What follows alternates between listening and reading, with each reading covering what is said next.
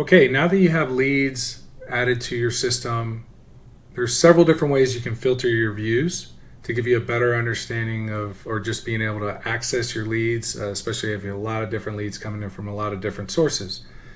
So here on the left-hand side, so if you go to sales, go to leads, you have this filters icon. So if you go ahead and click that, you have all these different options here. So first off, data forms. So we're familiar with data forms. Think of them as lists. You may have a data form that's on your external website. You may have a data form that's on your current website, internal website. You may have a data form that you're using for importing. So however many data forms you created, you can quickly filter, and you can just, if I just want to see the leads that are associated with data import, I can select that. And it's already filtering behind you. So if you close this, you'll see that I only see leads that are associated with the data form data import. I can also click this to remove it, and I can come back and just say, okay, I want the ones that come in through my website. So now I know which leads have come in through my website. So again, you can just remove your filters here, and you can have multiple filters. So in this case, let's say I want to have data import, and in the previous video I talked about list labels, and I want only the ones that are associated with my first import. So I'm going to select that. So now I'm getting all leads that are associated with my data import, but I'm also getting all leads that are associated with my labels. So let's say I had second import and third import and fourth import, or batches, right? If you're going to do like bulk email, things like that, and you want to do batches, you can do that, right? So at this point, I can close my filter, and there we go. I have my filter here, and I can remove it at any point.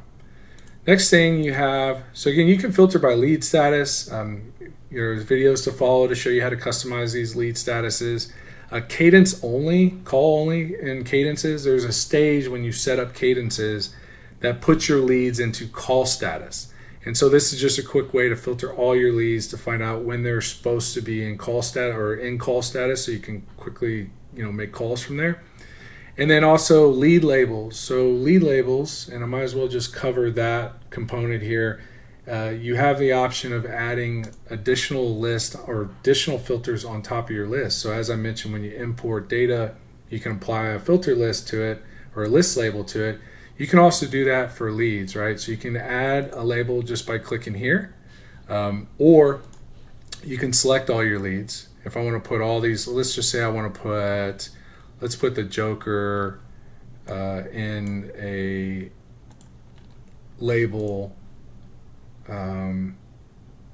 Let's add a new folder called villain, right? So if I add a new folder there, at this point, now the Joker is associated with that particular funnel or that particular label. So if I were to go into the lead, they have villains associated with them.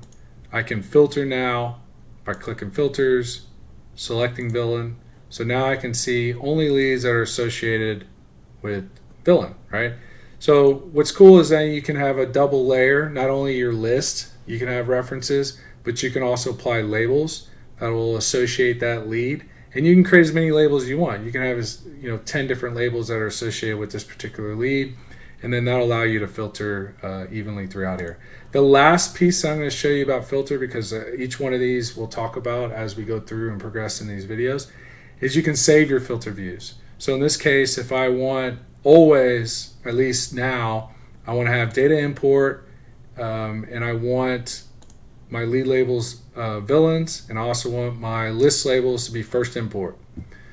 I can save this filter and just call bad guys, right? I can save this, and then now I have a saved filter called bad guys, which is saved every time I come here. So if I come to leads, my filter view usually is saved if you just have them selected, but because I have a filter, I can save it as a filter.